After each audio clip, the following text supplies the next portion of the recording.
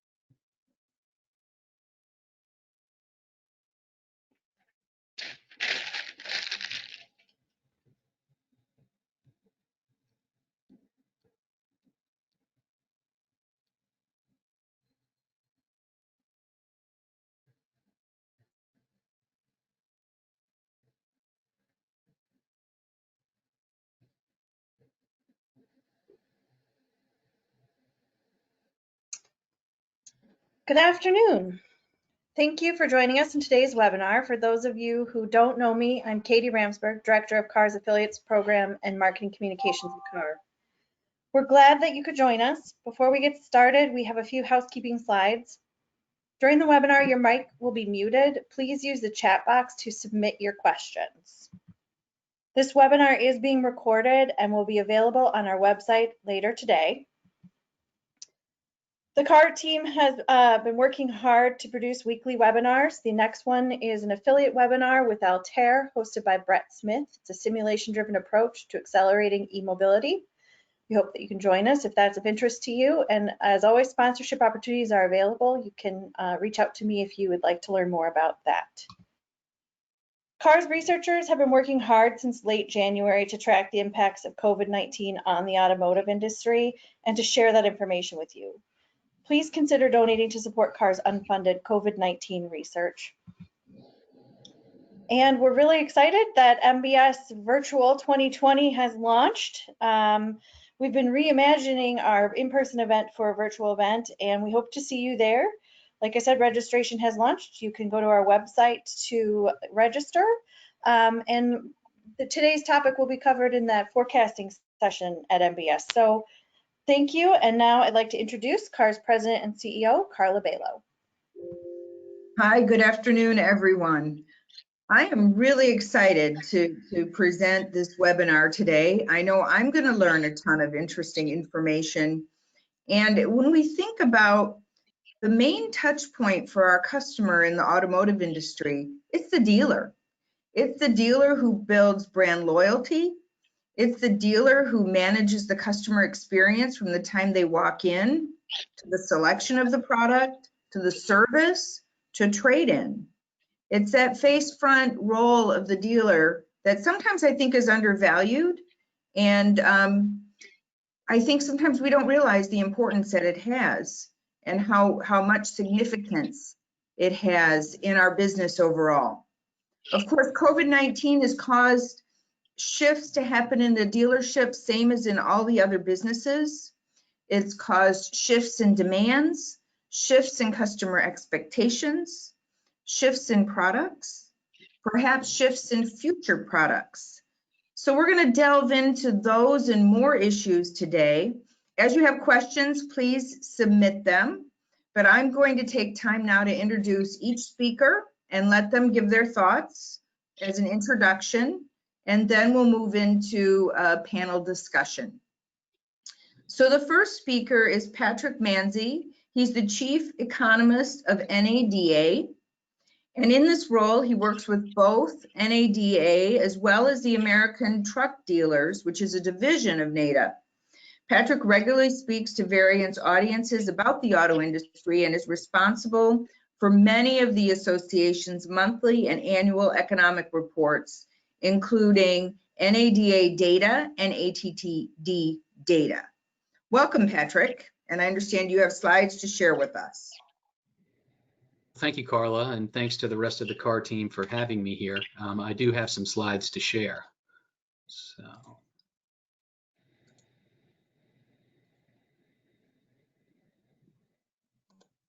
can you all see my screen? Yes. Great. Okay, so today I wanted to talk about the impact of COVID-19 on dealerships and discuss some of the changes that we've seen in the store. But I figured it'd be good just to start off with a brief recap of sales in April. We were all watching that number very closely throughout the month and feared kind of the worst. We had seen data out of China that showed vehicle sales falling by 80% during lockdown.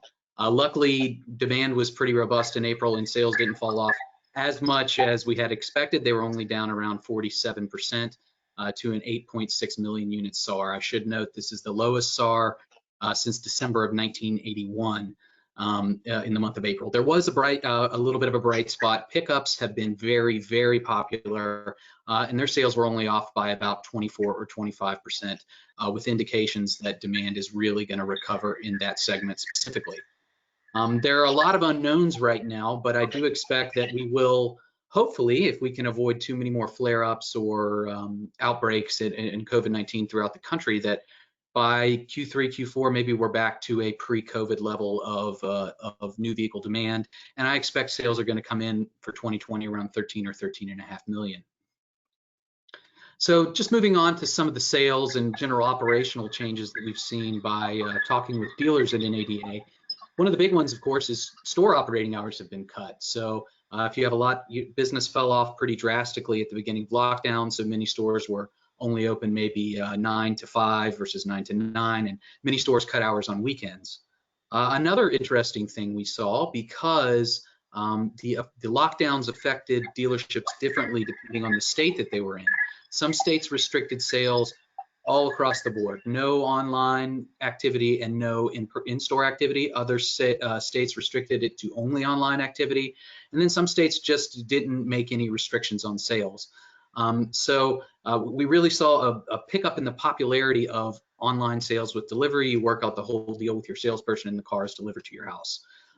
Where stores were still open, we saw some changes too. We've heard of enhanced social distancing within the store, spreading out the desks, a lot more sanitation stations in the store.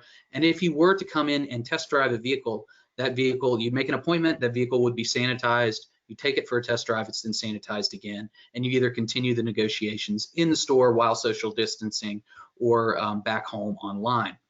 Now, there have been layoffs in the dealerships. Many dealers have been able to take advantage of the PPP loans out there, but there are still some who haven't. And so dealers have kind of relied on skeleton crews to run the stores.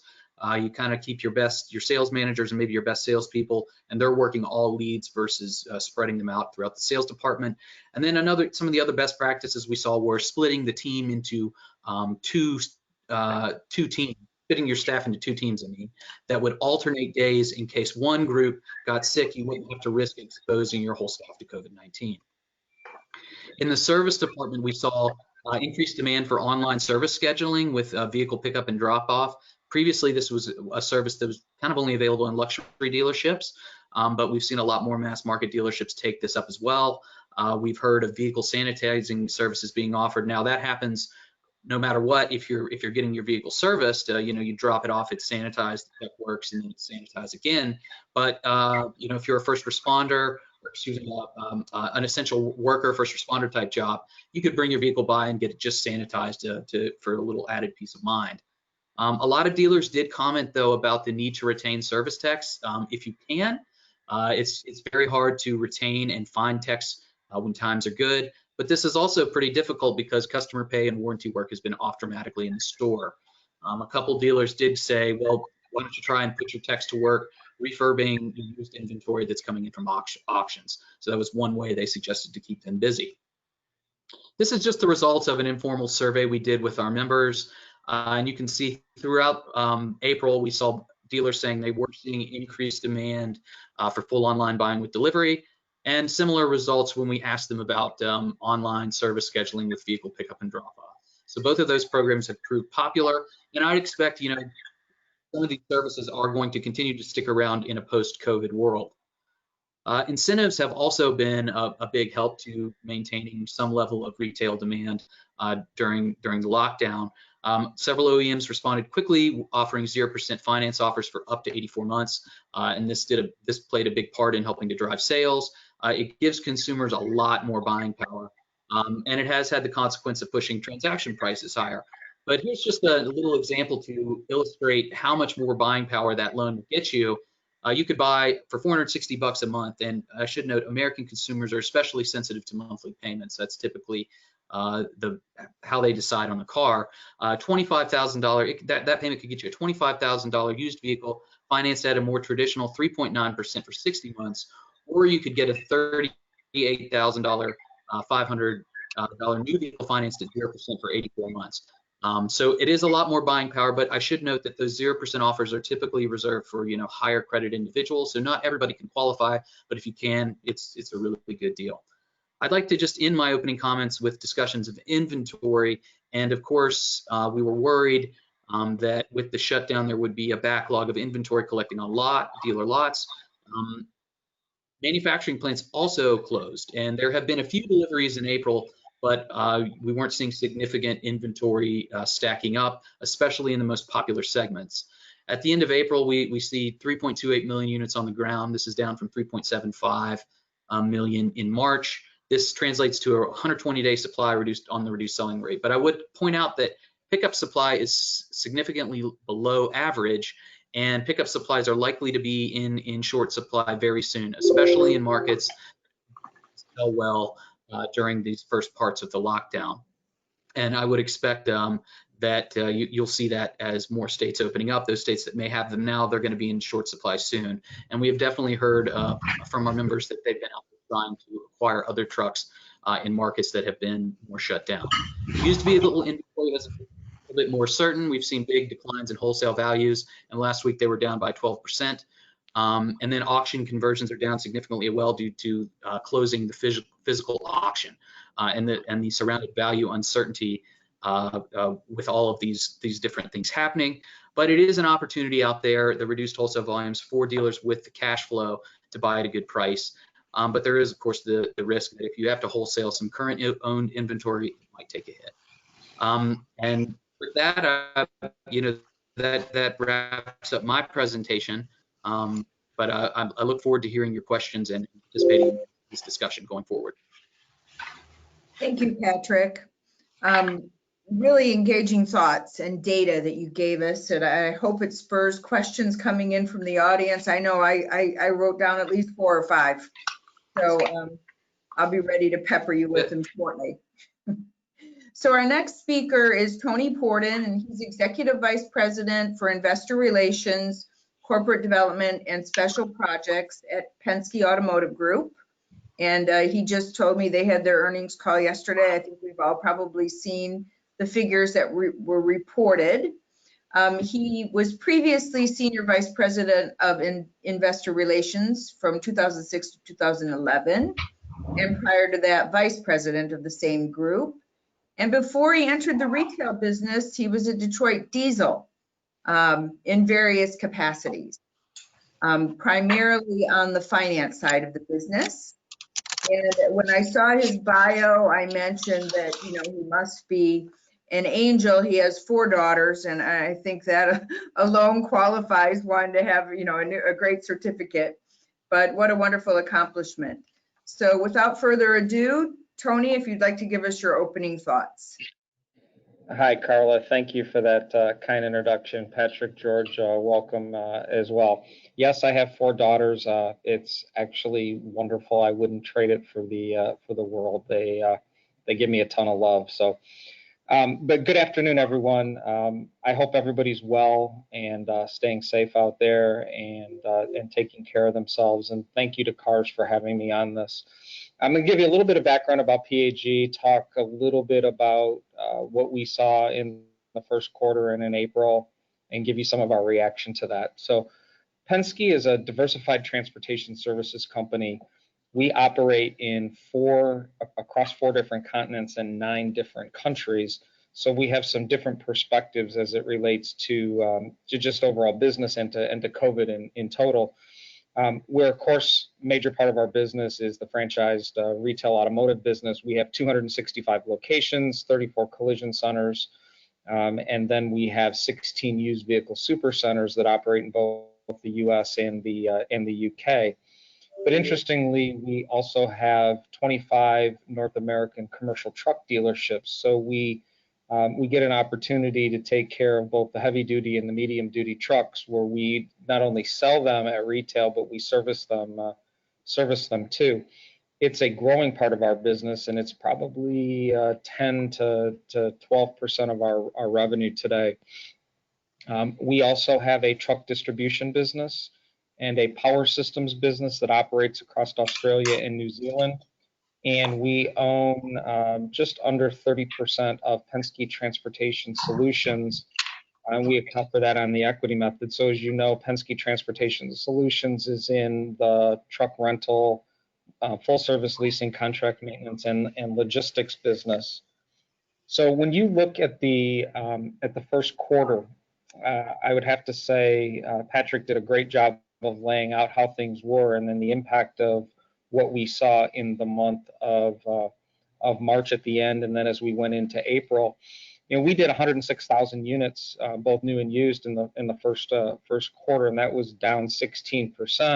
But it was really the tale of 2 halves. When you look at January and February in the U.S. alone, we were up about 7%. Internationally, we were down about 5%. So in total, we were up 1%. Then you go into March. You know, the U.S. business was down 41%. The international business was down 42%, and in total, we were down 42%. So as a result, our business actually declined in the first quarter, revenue by about 10%.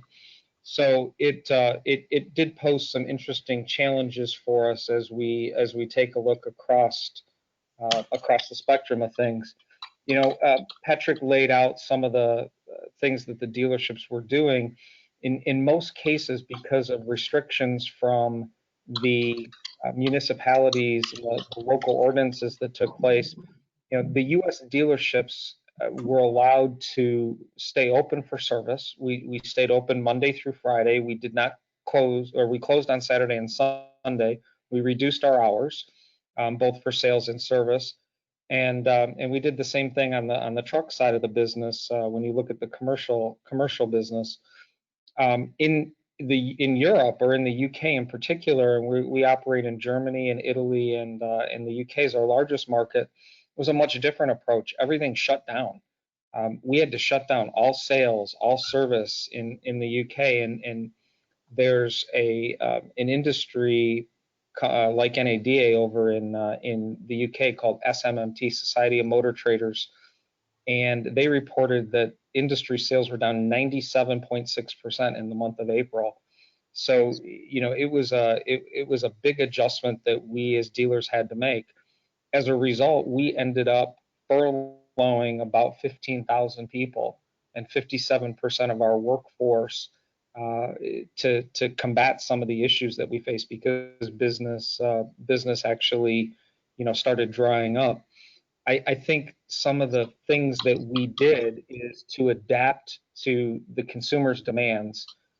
We took a look at what they were requesting and how we could make things better for them. So, for example, enhance safety protocols for customers and for our the people that work for us. You know, and that's, Patrick laid out the touch points on the cars. So we would sanitize the cars when they were dropped off. We would sanitize them as we brought them back and delivered them. We initiated many, many more digital or retail transactions, either over the internet or through the various processes that we have put in place, and focused on, curbside delivery, remote F&I practices if we could, to get the vehicles financed, more videos, more appointment setting, and doing things so that the consumers themselves felt safe and that they weren't in a dealership with a lot of people, and we were doing all the social distancing that's required. And then, if you get your car serviced and you get your car serviced today, we ask you to not stay in the dealership anymore. We ask you to we'll either pick your vehicle up we'll drop it off to you later, or we ask you to have somebody pick you up when you drop your car off, because our customer lounges are closed. We're not offering food. We're not offering beverages anymore, just because that's not the right thing to do right now. So dealers are junkyard dogs, if you will. They adapt very well to all the different environments, and I think things change daily, if you will, on all the individual dealerships, and we adapt to what our customers are telling us and what the market is telling us on a market by market basis. So as we look forward here, I think things are starting to loosen up. Our sales are improving from where they were in April, and we look forward to more markets opening up as we see things getting better over time. I don't think that it's going to be a V-shaped recovery, though. I think it will take time. I think that it will be a rational approach to things, and I see consumers adapting to changes, maybe being more cautious as they look towards the future to see how they will do things. I just don't think that they're going to run out and resume their normal activities like they did before. An example I'll give you is like taxi cabs, ride hailing. I don't know where that's going to go. I think that in some respects, people are going to be a little more cautious on that as they look towards the future. And maybe that bodes well for auto sales in the future as more people will buy cars that might not have bought cars in the past. So with that, I know there's a lot of things that we can still talk about. So thank you for the time, and I'll turn it back to you, Carla, okay? Perfect. Great opening comments. And again, it prompted many questions in my mind, and they're coming in now from the audience as well. So our third panelist today is George Corollas. He's the president of the Presidio Group, where he shares oversight of the firm's M&A, mergers and acquisitions, and corporate finance activities, and manages the office in Atlanta. He's a seasoned automotive industry executive with over 20 years of experience in automotive retail, M&A, and real estate development. Prior to joining Presidio, he spent over 18 years as an executive at Ashbury Automotive Group, helping to build it into one of the largest automotive retailers in the U.S. Prior to that, he was at Arthur Andersen, and we're delighted he's joining us today to give us his opening thoughts on how this is impacting M&A and some of the work at Presidio. Well, thank you, Carla and Tony and Patrick. It's a pleasure to be on this panel with the two of you. Just a little bit about Presidio. We're a leading investment bank in the automotive industry with offices in San Francisco and Atlanta. I speak to you from Atlanta today, where we're generally open for business, which is why I think my internet connection went down a little while ago. We're overloading the networks here. Presidio has since inception done more than 90 automotive transactions worth over $5 billion. We have a team of several former retail automotive executives that have done hundreds of transactions in the industry over their tenure. We're highly active in the M&A market today with multiple engagements underway, both on the sell side and buy side. And we have deep relationships with hundreds of dealers throughout the industry, which gives us a unique perspective on the current environment. We've been, over the last couple of months, speaking regularly with many of these dealers, dozens of dealers on a daily basis, helping them think through the current and future environment and optimizing their business and getting through this. And what we saw in March, certainly in early April, was a lot of negative sentiment and dealers turning down the hatches, trying to just be in survival mode, if you will, knowing where they're coming or going, trying to take care of their employees. What we're seeing in the last couple of weeks is actually a lot more positive sentiment, echoed by I think, Tony and others, We're seeing, as Patrick mentioned earlier, sales are better than expected. We're seeing business, we're seeing dealers think about it lifting, the curve is improving, and sentiment is getting better. Dealers are starting to play offense again. Geography aside, we expect dealership sales and service levels to continue to grow and ultimately get back to somewhat normal levels. The model is still evolving, as Tony mentioned earlier. It's been an accelerated shift to digital, which we think will be permanent. Facilities will be modified to provide more touchless and health-conscious features. We'll see more concierge type services coming online. Ultimately, size and scale of dealers will be paramount to their future success in this new normal. Looking ahead, we think there's many forces creating an optimal environment for dealers to prosper. There's a tremendous renewed focus on the personal vehicle. We actually just released a piece that you can find on our website, thepresidiogroup.com, this past Monday, about the rise in popularity of the personal vehicle again. It's no secret the industry is being disrupted by electrification, autonomy, ride sharing, subscription services. But these have all been hit hard due to COVID, some temporary, some potentially permanent.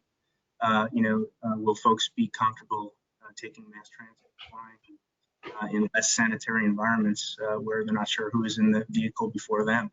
So we see a tremendous amount of additional demand for personal vehicles and miles driven, which will ultimately benefit the dealer.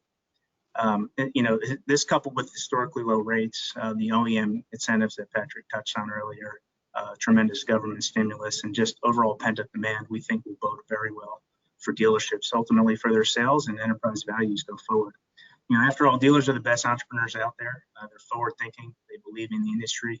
They're scrappy, and we think many of them are going to continue to want to grow. And we've actually seen an uptick in M&A interest from a lot of private dealers, in particular on the buy side of late, having a lot of renewed conversations, and we expect this to continue for years. So we think large groups will get larger. Smaller dealers may be more prone to sell, but ultimately dealerships have been great investments and provide strong returns to their stakeholders, and we expect that to continue. So we look forward to hearing from y'all and taking some questions. Thank you, George. Since you've actually opened, your state, it just seems here in Michigan that will never happen. But since you actually have, what have you seen in the dealers in those areas that have opened? And Tony, this question can go for you as well. Are you seeing, this pent-up demand, people coming back? What kinds of vehicles are they looking for? We know trucks are in short supply. And what have you done in the dealerships to, give that level of confidence to people it's safe to come and shop again? Yeah, sure. I'll take that real quickly. Just that we actually do a lot of the dealers here in Atlanta, the big dealer groups that we talk to, most of them have been saying the same thing. Their sales have actually been pretty good. Service hasn't picked up as much, but it's starting to. We're seeing, talking about concierge services, but a lot of people have just delayed taking their cars in for service. We're seeing that start to change and that sentiment change. And I'm looking out my window right now, and it feels like a normal Thursday.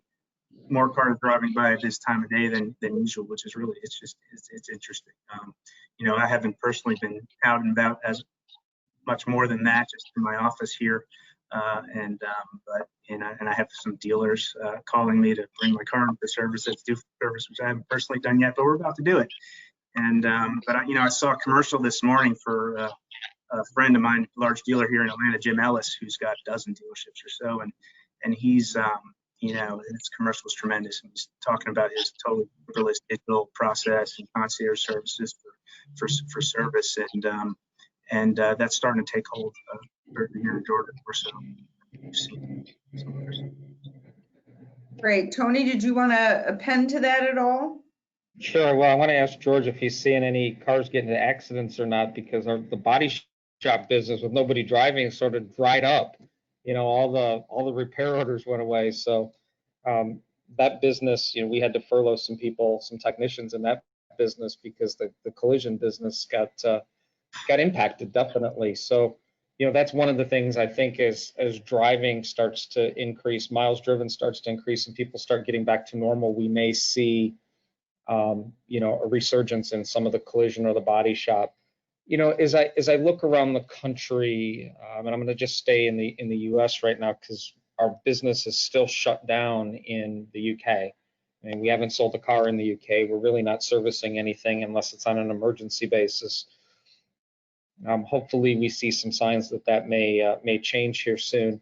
But as I go around, there's areas like Arizona and Texas and Atlanta and Florida that are performing better. You look at Northern California, though, it's been hard hit, very hard hit. And you look at the East Coast and what's gone on the Eastern Seaboard, and that's been very hard hit. So it will be highly dependent upon what happens with all the local or the governor's orders in those states and how they will relax the shelter in place or the stay-at-home orders. I'll comment. I'm sitting here in Michigan and I'm looking out at Telegraph Road, and even though we're under shelter in place until the 15th, I'm seeing more traffic too. I'm seeing more people get out and do things on a day-to-day basis. And when I come into the office, I see more traffic on the road in the morning. So I think it's starting to come. So we'll have to see what takes place. One of the things that I think we have to consider, though, for this industry is the supply of new vehicles.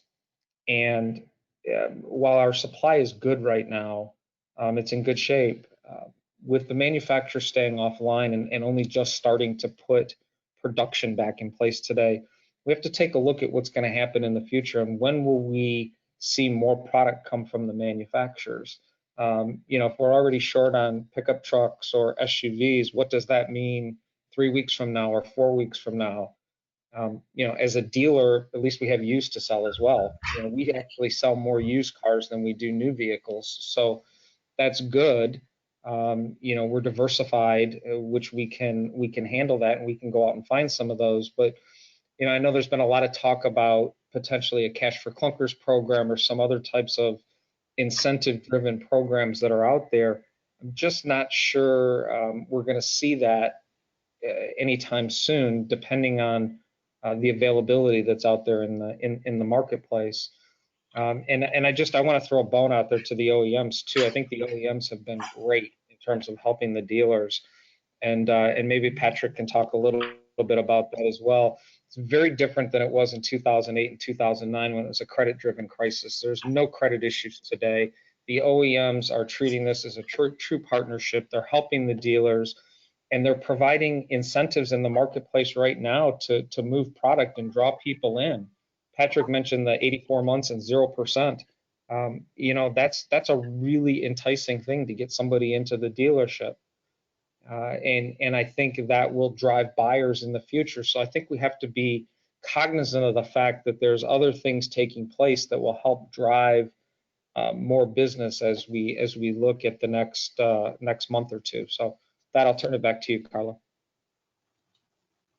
Thanks. You packed a lot into there, and I caught up on the one comment about lack of collisions because people aren't driving.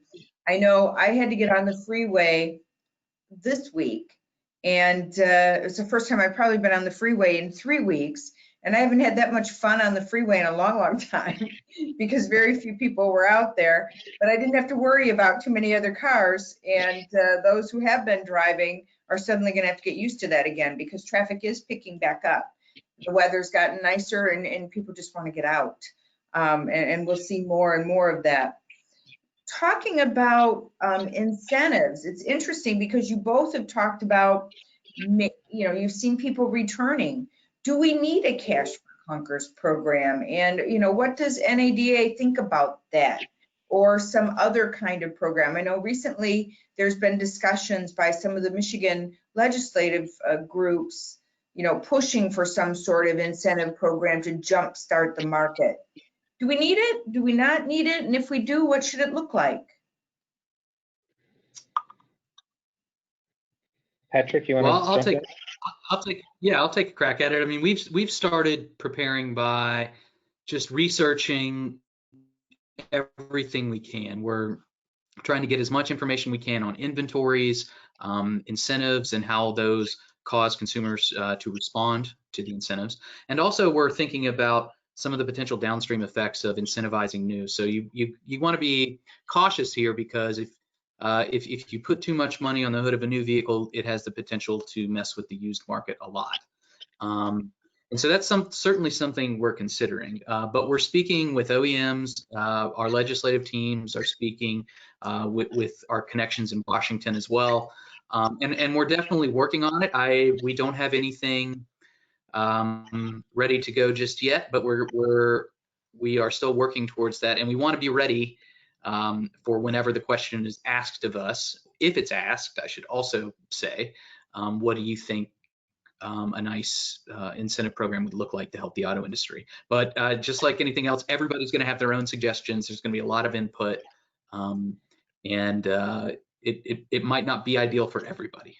I would say that. That's a good start. How about where you've seen, dealerships opening again? Do you think we're going to need that kind of robust incentive or incentive of some kind? I'll jump in. At this particular point in time, on a short-term basis, I don't think we do. I think the OEMs are providing a lot of incentives, and as I mentioned, and helping to drive some of the volume and the people returning to the dealerships. So I'm not sure that we need a cash for clunkers program right now. I'd support one, obviously. I think anything that drives volume, drives consumer interest is really good, and is really good for the industry. And quite frankly, it's good for the economy. Car dealers are the largest single segment of retail sales in the U.S. They drive a lot of sales tax revenue for the states, and the states need that today. Particularly with everything that's been going on with the shelter in place. So we fully support anything that would drive that added interest to buy a car or lease a car in any environment. George, any comment, or I can go on to my next question? No, I agree with Tony, actually. I mean, I was an executive at a large retailer in 08 and 09, and this is a ton different. I mean, that was a credit crisis. People couldn't get financed, and financing is abundant, rates are low, and as Tony said, the OEMs are supporting this. So I think time will tell, but there's a ton of pent-up demand, and all the factors I discussed in my opening remarks will cross our fingers. We hope will continue to lead to increased sales. And hopefully we don't run out of new cars. Yeah, that was going to be kind of my next question. I have two more on my plate that came up after you all talked, but one is we talk about new vehicle supply, and we talked about the amount currently on the dealers' lots. It's 100-day plus, give or take a few, supply, except pickups. Have been continued to have robust sales. To enable the plants to start kicking out product again, the whole supply chain has to be engaged, which includes, other countries providing some of those parts, including Mexico. So, considering, there's a 100-day supply, but what if we can't get enough parts to then continue building? How can we think about satisfying customer demand, or do you foresee an issue in that regard? Maybe Patrick, Patrick, go ahead, and I'll jump in after that. Okay, sure. Especially with Canada and Mexico still shut down, if they're on a different timetable than we are with regards to opening back up, absolutely going to cause issues here because of the interconnectedness of the North American supply chain, no question. Which component is most at risk? I'm not completely sure, but all it takes is one. It could be the key fob for just unlock the door. That could stop production. It could be something as tiny as that. So that there's definitely a lot of risk out there. So I mean, I'll echo that. It's not just with cars. It's with the commercial truck market as well. It's all very much interconnected. So if there's one plant or one part that isn't available, it's going to impact us. And we're seeing that from the OEM that we represent as well, as they look at continuing to push out on a week by week basis their production plans. You know, from George with his prior retail experience, I think, and I would echo the same sentiment here. If we don't have new cars to sell, it boosts used car values. There's 40 million plus used car transactions in the US every year. So we'll still have plenty of things to sell people. It might not be what they want, but there's also a lot of 3 and 4 year old vehicles that are in the marketplace today that we as dealers will be able to sell or help provide to the consumers to meet their demand. And if they're replacing an 8, a 10, or a 12-year-old vehicle, what they're getting, while it may not be a new vehicle, is still going to have, from a technology standpoint, much better technology than maybe what they're driving today. So we as dealers, again, I used the term junkyard dog before, dealers figure this out. They figure a way to deal with the consumer in the best way possible and to cater to their needs. Thanks. Let's talk about that customer for a moment. We have a lot of, I would suppose, first-time buyers coming in now that maybe they lived in the city and relied on public transit, or they relied on ride-sharing services. I suppose if they're riding their bicycle or a scooter, it doesn't matter so much if they own that product. If they were, using a shared product, it might make a difference. But are we seeing a lot more first-time buyers or people coming in for relatively inexpensive modes of transportation because they're leery of public transit and shared services? From I've heard that a lot from our. Too early to tell from our perspective. I can't say that we've seen that dramatically yet. Again, a lot of the stores are still closed or working on limited operating hours. So, Patrick? Yeah, I mean, a lot of our members have said they will take as many sub $10,000 vehicles as they can get, because there are a lot of these people who just need some form of transportation, and maybe they're thinking, this is just a temporary measure, so I'm going to buy a more inexpensive vehicle, or that's all they can afford right now. So the availability of those vehicles is going to be key going forward to meet the needs of customers coming from rideshare and public transit. Yeah, Carla, I'll jump in real quick. There was the Detroit Free Press put a piece out this week that had a survey in it that suggests millennials are much more interested in buying cars now than they ever were. It's really recent data. You can look it up. And so I would liken some of them to first-time buyers. And I think that suggests what we're saying here, that those that have been interested in ride sharing and subscription and shunning the new car purchase are coming to the table, and the data suggesting that. Well, it's interesting thinking about that article, that this situation that we have today could be exacerbated by the millennial also being to the point where they might want to move out of the city to begin with before any of this happened. As they get older, their student loans are paid off, they are moving to the suburbs and starting their families. So I think even before this, we were seeing more millennials come back to the marketplace to potentially buy cars. So this just may make that process that much quicker, or that much better for car sales. Patrick, do you guys have any data on that, or have you seen any of that? Yeah, so I can tell you that within the last year, millennials surpassed Generation X to be the second largest new vehicle buying cohort, and rapidly closing in on baby boomers. I'd expect millennials to overtake, baby boomers very shortly, next couple years easily. Yeah, we're seeing a very similar trend. As soon as they become parents, especially when they become parents, they decide they need to have that vehicle to be able to get to the doctors or get the children where they need to be. Absolutely. George, I have a question for you on the dealership or M&A side. I'm curious about kind of mom and pop dealerships. Are they going to survive this? And or do you expect to see, similar to what we expect to see with the automotive OEMs and suppliers and others, more collaborations in the future to be able to secure that economic base? That's a good question. You know, I think there's always that subset of dealers that this is, you know, second, third generation. This is what they've always done. This is what they'll always do.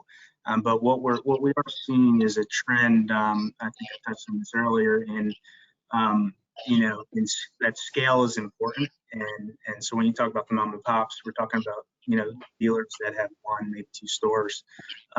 Scale in terms of having to invest in the digital environment and invest in facilities, invest in new technologies, and have a footprint. And I think, as I mentioned, that, you know, the ad I saw from a large dealer here in Atlanta today, you know, this is a metro advertising market. He was able to do that because he has, you know, multiple, you know, dozen plus dealerships. And a mom and pop, you know, that's not affordable to them. But, you know, I wouldn't have known that I could, you know, do a paperless, touchless transaction with Jim Ellis and have his folks come pick up my car if I didn't see that ad today. And so to, you know, folks, you know, are having to invest, you know, groups have to invest in the future. And the way to do that is with scale and to be able to spread that spend and have economies of scale to do so.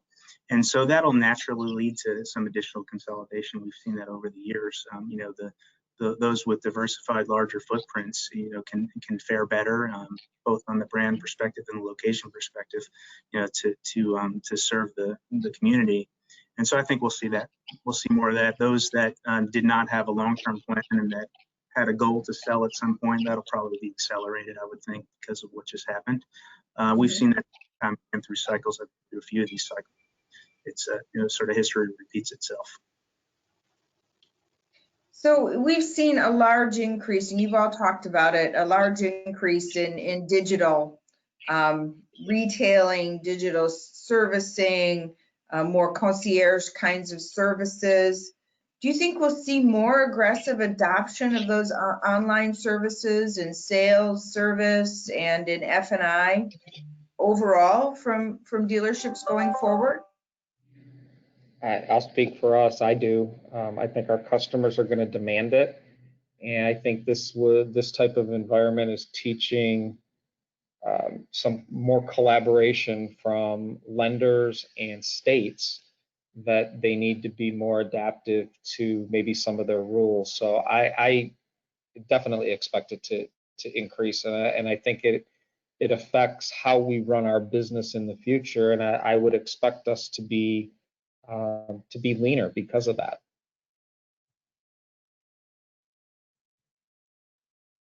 Any other comment about the future? Yeah, I'd like to paraphrase. Oh yeah, I'd paraphrase. I watched a webinar with our chairman, Rhett Reichert, and he, you know, one of the pieces of advice he gave for dealers was to regularly make sure that you're improving your online presence. You know, check in on it, consistently go back to it and see how you can make it better, because it really is going to play a key role going forward. And it already started to see that adoption, but I think this is definitely going to accelerate it even more. Yeah, so home sales today, I think, you know, you have the virtual tour of the house. They're not letting people go in the houses, and they can walk around the exterior, but they can't physically go in the house, at least here in Michigan at the moment.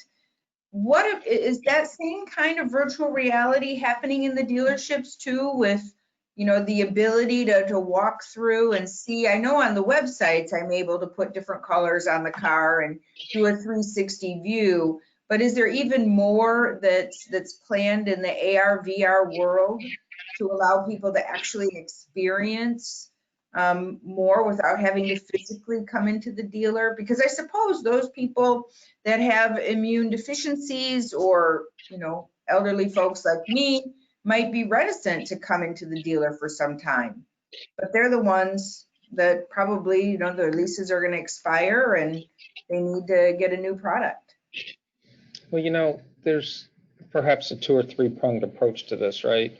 First of all, you have to adapt your processes both inside and outside the dealership and your websites to show what's going on. So if you look at the pictures that we have on the websites, it's not just the picture of the exterior of the car from one angle. There's multiple angles. You're looking at everything on the internal or the inside of the vehicle. You're showing them what's under the hood.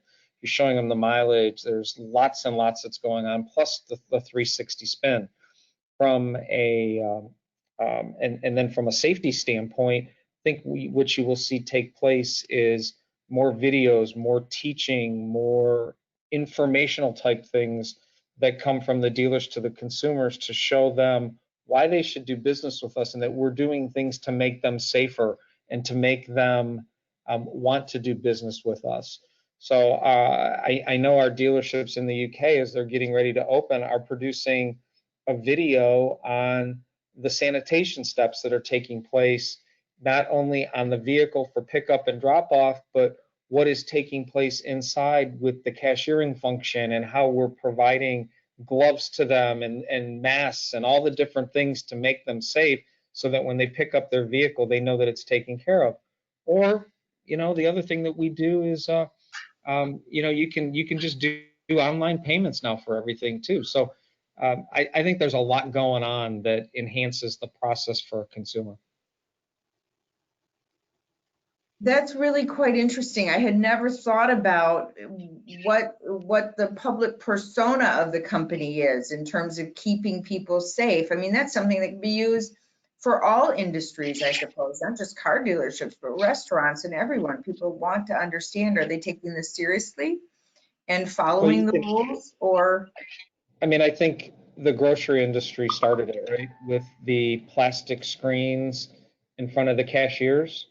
And so you look at what's happening there. So now you go to a car dealership, and if you go to take your vehicle in for service, we'll either greet you in the service drive so you don't have to come in, or we'll have the plastics, the shield up in front of the service advisor so you can avoid that very close interaction with them. And this is just going to go a long way to helping the consumer get more comfortable with the processes that are out there. so this is a question for you, George, related to dealers, and how has the COVID-19 crisis impacted dealership multiples? And then correspondingly, how has it impacted dealership valuations? That's a good question. You know, multiples historically in our industry, I hate talking too much about multiples, but multiples really haven't changed all that much. They change within franchises, if you will, but on an overall basis, what really drives valuations is earnings and earnings potential in the industry and the type of franchise. We don't really see multiples changing per se, and earnings in particular, first quarter, second quarter, pretty much be thrown out the proverbial window in terms of dealership valuations. There's not going to be a logical way to use any of those earnings to say that that's a normal situation. And so what we have to look at is, you know, historical trends and what the future holds, and for all the reasons, all the positives that we've been talking about in terms of why dealerships should benefit go forward. We expect valuations to sort of stay sort of similar to where they've been historically. Mm-hmm. What about the commercial class 3 to class 8 that are currently available or will be needed? Many of those manufacturers of the vehicles, essential vehicles like fire trucks and ambulances, have continued. The bodybuilders have continued to produce those products, but the chassis haven't been manufactured. So is there, you know, a concern about a shortage of those vehicles, or can we expect a robust pipeline? Any analysis of that class? Maybe, Patrick, I should ask you first, or Tony, because that's part of your portfolio. I would expect a similar potential for backlogs or delays as on the light vehicle side. I mean, they sell similar, they both use similar supply chains throughout North America and the rest of the world. So yeah, I think there is some risk there. And I couldn't tell you either way whether you know, medium and heavy is more at risk than light, just without better data. Yeah, most of our business is Class 8. We do, you know, some medium duty, but most is Class 8, and we represent the Freightliner brand and Western Star. So they've been shut down, and it's impacting new inventory, and hopefully we see that improving in the future, but it all depends on that component availability. So we shall see. The heavy duty, Class 8 heavy duty truck market's coming off of a 2019 that was the best year in history. So there was already going to be a large reduction this year in that marketplace. But what we see happening now is backlogs are falling as production and retail sales change. So it's something that we're watching closely for sure. We just hope the manufacturers get back and operating here soon. So this next question came from the audience as well, and it's related to rental car companies in particular. I think we all saw today in the news that some of the rental car companies are sending vehicles back to the OEMs. Already rental car companies were really in a precarious financial situation with the number of people choosing not to rent vehicles while traveling and use ride-sharing services. So perhaps that will rebound, but also the automakers are very dependent on fleet vehicles for companies, company cars, that kind of thing, and remote working may have an impact. What are projections on the fleet side? And, you know, if these vehicles are actually being sent back to the OEMs, the impact financially? Last year, I think fleet was around 3.3 million or so, give or take. I've seen a projection that it is going to be reduced this year to about 1.3 million. So it'd be a fall off of 2 million units. And a big chunk of that certainly is the reduction in rental company demand. It is a big part of the business. It's for manufacturers, it's nice to have that additional lever to pull if you have excess inventory, maybe in one segment. You can try and push it into fleet where it can, you know, still be used. So yeah, it could be an issue, and it's just another consequence of the fall off in demand. I would expect though, if we see, you know, this again, like auto sales and everything else in the economy hinges kind of on consumer perception and consumer confidence out there. So if consumers by the end of the year are okay and they're willing to get back on planes and bus and make trips, you know, maybe we see that business pick up. But if consumer confidence doesn't recover sufficiently, either through the introduction of a vaccine or just, you know, big reductions in the number of active infections, I think the rental car demand is going to be depressed for a long time. Any other comment on that? If not, I'll move to a new topic related to, it's a US specific questions. In the past, I think we've seen that many states were reticent to do online sales or online delivery. And of course, under these unique circumstances, it's been allowed. So what do you see once we resume back to the new normal, if indeed, you know, there is a new normal or back to normal? What do you think will happen for the various state regulations and policies? Will it open up now that we've seen that it works, or do you think the states will revert back to the original policies? And probably, Patrick, that's a good question for you to start with. And then maybe I think it's here to stay, and you know, dealers are very active in their local communities and know their politicians well. In many cases, they're a very significant source of tax revenue for these jurisdictions. So I think if there is sufficient demand, they can voice those concerns to legislators who would, if there was something preventing, you know, selling vehicles online, they could work to change it. You know, at the end of the day, our dealers really, they just want to sell the products that consumers want. And if there's something that would be standing in their way, I'm sure they would come together and work to change that. Yeah, I concur with that. I mean, this was a spark that was needed. You know, there's been all this talk about this regulation around wet signatures and you know, not being able to do the full deal online and paperless. And this was a spark that was needed. The future is now, and I think all the jurisdictions understand that, and you know, would almost be looked upon negatively if they didn't adapt and adopt that, if you will. So I think that will accelerate. I completely agree with that. We expect that to happen. Matter of fact, we want that to happen. I think the other item that we need to consider there is not just states, but lenders and lender requirements. The lender requirements have to match what the states want or what the dealers can do. I'll just throw two out: wedding signatures, right, on contracts, and remote ID verification, how you're going to do that. So, you know, today you need to, if you don't know your customer, you've got to send out somebody to verify that they are who they are. And while I don't suspect that that will change, there has to be a better way to do it on a remote basis to be able to deliver a car. And Patrick, I don't know if you've seen anything going on there or not that helps that process, but that's a big one that gets in the way of everything. Sorry, it cut out a little bit. Remote delivery, you said, of vehicles? No, remote ID verification. Verification.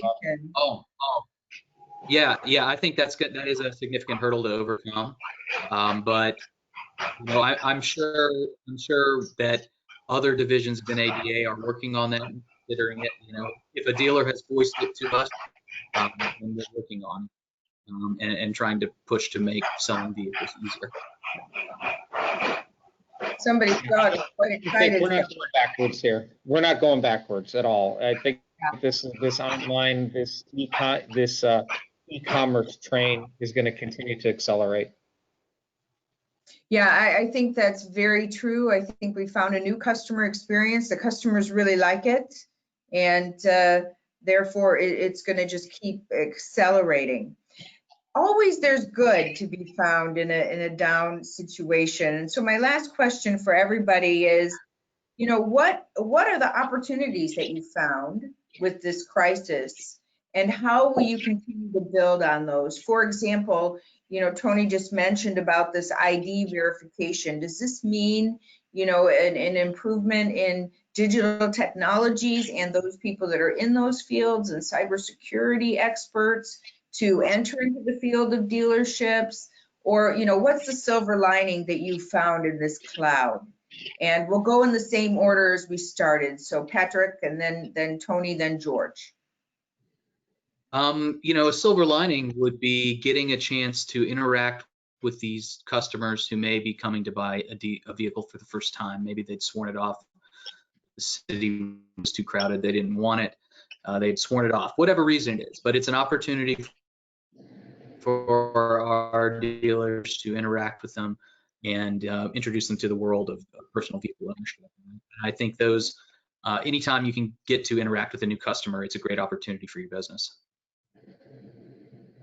Great. How about Tony at Penske? You know, it shows me a couple things. First of all, I see us being more efficient. It allows us to adapt and not challenge and then adapt our business model to a new normal, and that will allow us to be more efficient and to be, you know, customer satisfaction is so key in this industry, and earning the trust of customers. So, and this just allows us to take that to the next level. So I'm very excited about that opportunity and being better. We're good. Hopefully we're good now, and hopefully we can be even better in the future. George? Yeah. I was thinking I'm not saying this is reality, by the way, but that historical stigma of people not really wanting to deal with buying a car and not wanting to go through that process. This is the biggest opportunity in the history of the industry to transform and change from that because of the digital process, and to take all those pain points finally away. A lot of dealers like Penske have been doing a great job with that already, but this is now the tools are there. We talked about the, you know, regulators are going to adapt, and the tools are all there now. And the future is now with digital to really change that mindset and to folks, you know, make it, you know, the perception of that experience a much more positive one, which, you know, will ultimately, you know, just benefit dealers and lead to, you know, improved sales and improved customer satisfaction and more business. And I think it's a perfect time for, you know, we used to have a saying, and I'm not saying we're, you know, but in 08 and 09, let's not waste a good recession. It's now your time to make those process improvements and changes that really can benefit you for the future. Well, great. Those are great answers. And, you know, one thing that I've really noticed with those of us in the automotive industry, we're extremely agile and we're extremely resilient.